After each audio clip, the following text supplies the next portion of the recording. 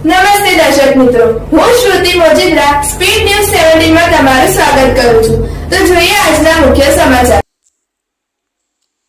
Dumper અને ખાનગી બસ વચ્ચે ટક્કર. સુરતના હજીરામાં અકસ્માત થતાં બસમાં બેઠેલા મુસાફરોના જીવ તાળવે ચોંટ્યા. 3 મુસાફર અને ડ્રાઈવરને ઈજા.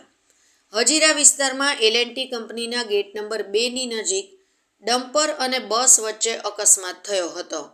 ડમ્પરે ધડાકાભેર ટ્રાવેલ્સના આગળના ભાગે ટક્કર મારી હતી.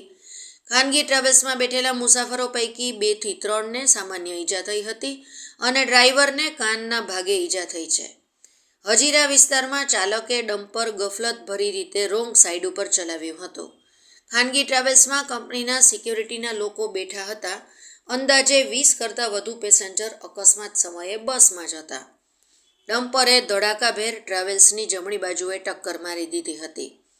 ટક્કર મારતાની સાથે તમામ મુસાફરો નીચે ઉતરવાના શરૂ થઈ ગયા હતા.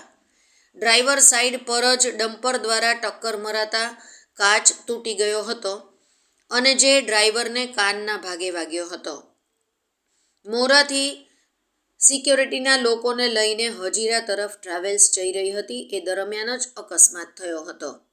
મળતી માહિતી મુજબ ડમ્પરની આગળ જે પેસેન્જર બસ ચાલી રહી હતી અને એકાએક બ્રેક મારી હતી. આ સમયે ડમ્પરની બ્રેક ન લાગવાને કારણે તેણે સીધી રોંગ સાઈડ ઉપર ડમ્પર લઈ લેતા ટ્રાવેલ્સ સાથે અથડાયું હતું. સમગ્ર ઘટનામાં ડમ્પર ચાલક સામે ગુનો દાખલ કરવામાં આવ્યો છે તેમજ ઈજાગ્રસ્ત અને સામાન્ય ઈજા થતા મુસાફરોને સારવાર માટે હોસ્પિટલ ખસેડવામાં આવ્યા છે. ડ્રાઈવરને કાચનો ભાગ વાગી જતા કાનના ભાગેથી લોહી નીકળ્યું હતું, જેને પણ સારવાર માટે હોસ્પિટલ ખસેડવામાં આવ્યો છે.